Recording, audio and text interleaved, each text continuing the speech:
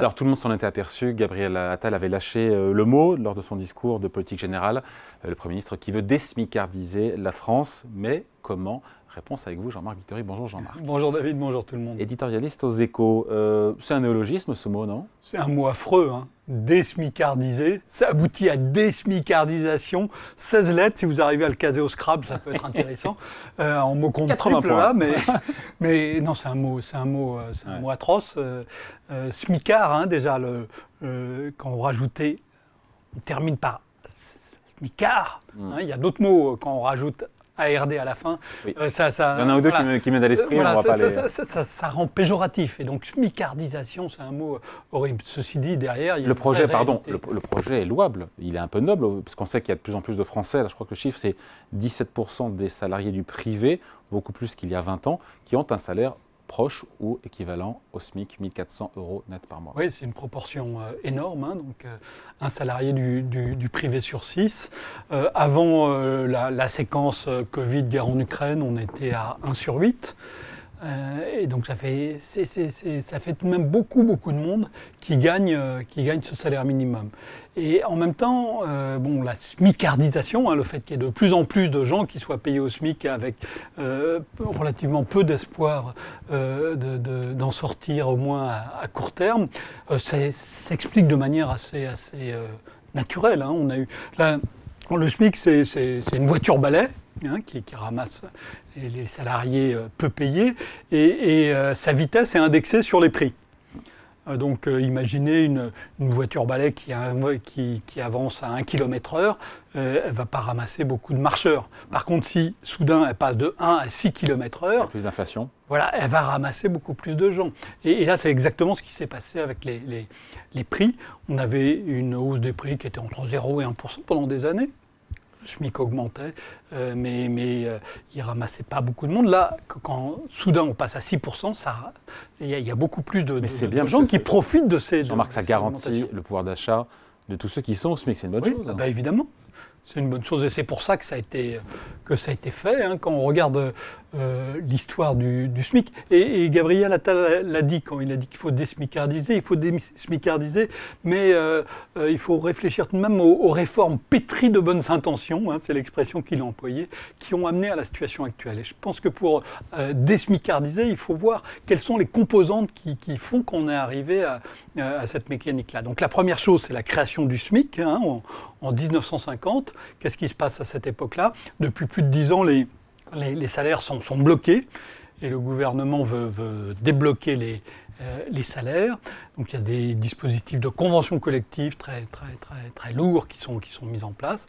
Et puis il y a l'idée de mettre un salaire plancher parce que dans certains secteurs, les conventions collectives ne vont pas être négociées par des salariés en situation d'imposer quoi que ce soit. Et donc il faut éviter des salaires trop bas. Et donc c'est fixé à ce moment-là par le gouvernement. Après, les partenaires sociaux n'arrivent pas à se mettre d'accord. Il y a des discussions qui sont croquignolesques sur le niveau auquel doit se situer le salaire minimum. On compte le prix des savonnettes et on n'arrive pas à se mettre d'accord sur le prix Bon, le gouvernement dit voilà, ça sera ça. Ça, c'est la première étape. Et quand on voit qu'aujourd'hui, dans certaines branches, hein, il y a 40% des salariés qui sont au SMIC, on se dit que le fait qu'il y ait un minimum, c'est même quelque chose d'utile. Minimum qui n'est peut-être pas assez élevé quand le Premier ministre a dit que le SMIC en France était l'un des plus élevés d'Europe. C'est vrai ou c'est pas vrai ça? Alors, si on enlève la Suisse, Luxembourg... Pour faire les comparaisons, il faut comparer par rapport au salaire médian. Hein. Ouais. C'est-à-dire, il y a le salaire médian, il y a la moitié des Français qui gagnent moins, la moitié des Français qui gagnent plus. En France, le SMIC, il est à peu près à 60% du salaire médian.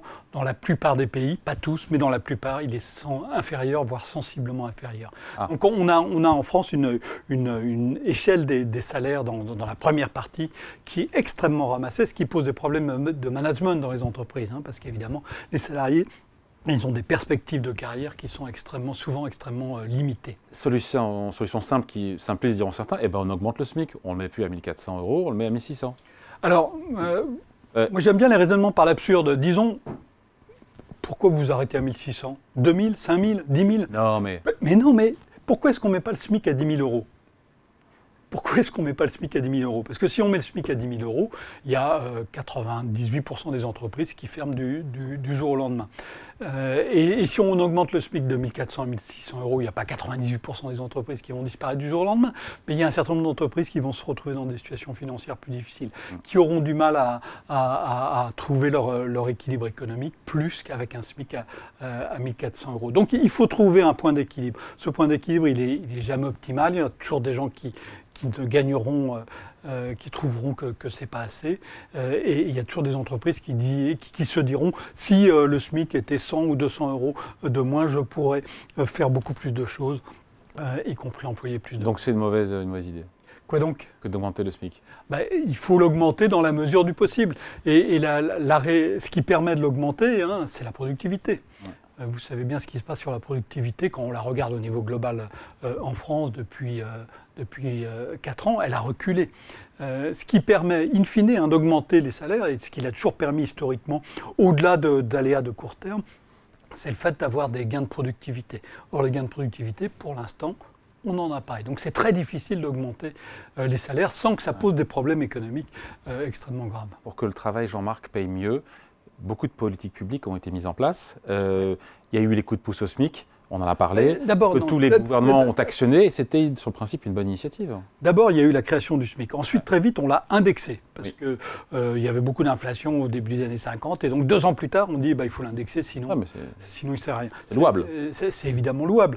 Ensuite, on l'a indexé aussi sur les salaires, parce que les salaires augmentaient beaucoup plus vite dans les années 1960, et donc, fin des années 60, on l'indexe aussi sur les prix. Puis ensuite, on donne des coups de pouce, parce que tout de même, il y a des gens qui gagnent trop peu d'argent, et c'est triste, et ça n'est pas moral, et ça n'est pas sain socialement, et ça n'est pas sain économiquement, et politiquement, il y a beaucoup de gens qui sont contents de voir leur salaire augmenter. Donc on est arrivé à des niveaux de SMIC qui sont non négligeables, donc soit 60% du salaire médian. Et puis à un moment, on s'est même rendu compte que ça posait un problème. Ça, c'est début des années 90. La France a près de 11% de chômeurs. Et pourquoi elle a 11% de chômeurs? Notamment parce que les jeunes non qualifiés, et les moins jeunes d'ailleurs non qualifiés, ne trouvent pas un emploi parce que le SMIC plus les cotisation sociale arrive à un niveau extrêmement élevé. Et à réduire les cotisations sociales au SMIC. Et c'est un gouvernement de gauche qui commence. C'est à l'époque de Michel Rocard que l'opération commence. On se dit on va alléger les cotisations au niveau du SMIC, et c'est tout à fait salutaire. Et je ne suis pas sûr du tout qu'on n'aurait que 7% de chômeurs aujourd'hui si on n'avait pas... Il n'y a plus de cotisations aujourd'hui, à la fois sociales et patronales. Oui, enfin il reste une partie incompressible, mais effectivement il y en a beaucoup moins. Mais du coup, quand le salaire augmente, et voilà, les cotisations sociales augmentent beaucoup plus. Donc les employeurs, et ça le sujet, n'ont pas intérêt finalement à trop ou à augmenter leurs salariés qui sont au SMIC, parce que derrière les cotisations payées par l'employeur augmentent fortement. C'est ça le sujet. Il y a le chiffre célèbre pour un célibataire à temps plein qui est payé au SMIC, pour qu'il gagne 100 euros de pouvoir d'achat. Ça coûte 400, c'est ça? 483 euros. À l'employeur. À l'employeur. Pour qu'il en reste 100 de plus. Pour qu'il en reste 100 de plus. Donc on a un rapport de 1 à 5. C'est absolument délirant. Et donc évidemment... on réduit les cotisations au-dessus du SMIC. Alors, ça coûte très cher.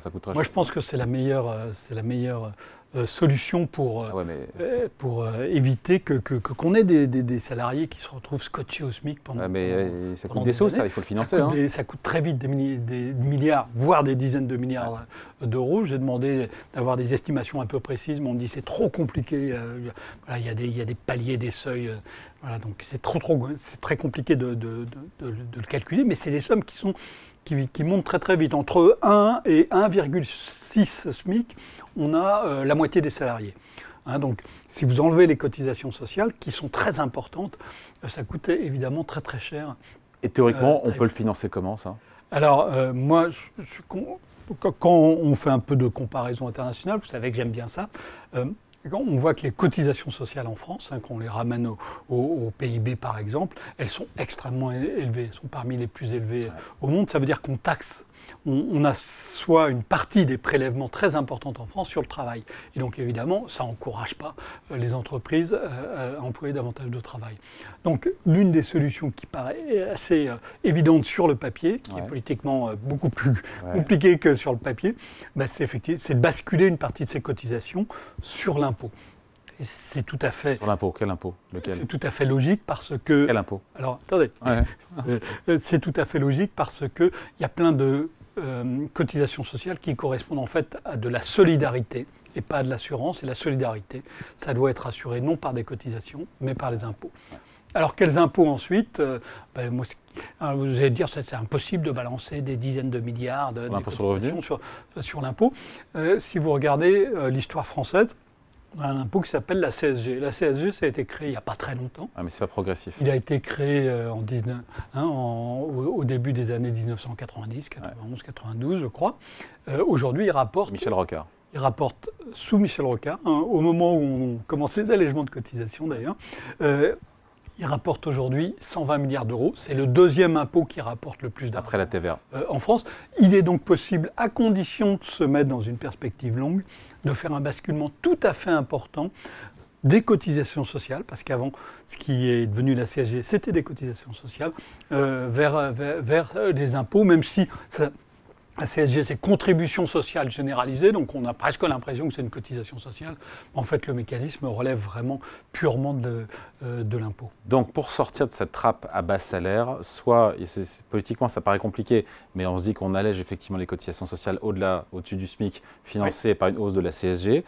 Qu'est-ce qu'on peut faire d'autre? On peut imaginer un SMIC régional, parce que finalement, le coût de la vie n'est pas le même à Paris ou en région. Quand le SMIC a été créé en 1950, il y avait 6 zones.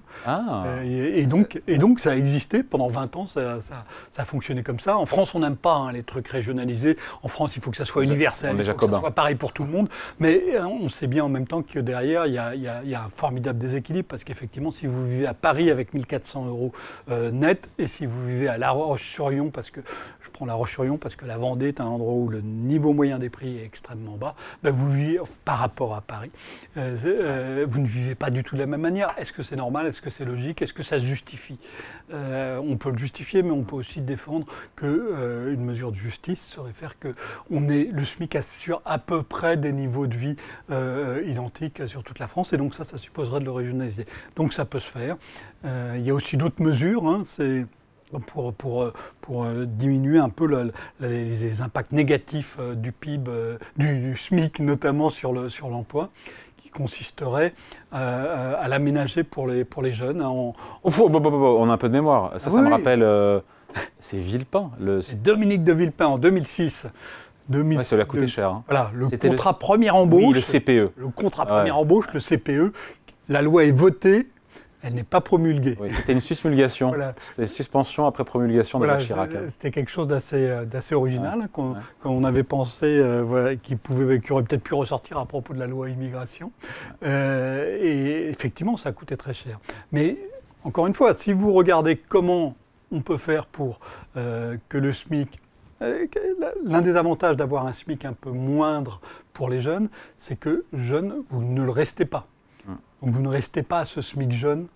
Il y a un dispositif. Donc en Irlande, c'est en dessous de 20 ans. En dessous de 20 ans, vous avez un SMIC inférieur de 10% à 19 ans, de 20% à 18 ans. Mais ensuite, vous avez 20 ans, donc votre salaire augmente automatiquement.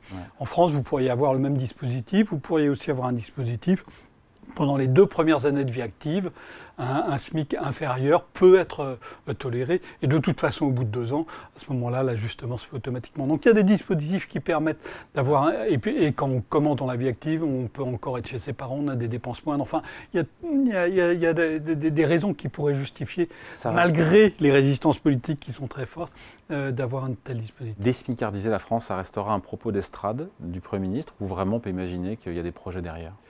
Moi, je pense qu'il peut y avoir des projets derrière, mais il faut s'inscrire absolument dans une perspective longue. Il ne faut pas vouloir faire ça en 2 ans. De toute façon, la France va se désmicardiser progressivement parce qu'il va y avoir un peu d'augmentation de salaire, donc on va recommencer à y avoir la hiérarchie va se recomposer très doucement, mais on va avoir un début de désmicardisation fatalement dans les années qui viennent. On en aura d'autant plus si on a des progrès de productivité, ça c'est pas encore notre histoire ça. Donc on va en avoir, mais si on veut aller beaucoup plus loin dans le processus, je crois vraiment qu'il faut se placer dans une perspective de long terme et pas dire on va faire ça en 2 ans ou en 3 ans pour prendre une échéance électorale. Allez, merci beaucoup. Jean-Marc Vittori, éditorialiste aux Échos. Merci Jean-Marc. Merci à vous.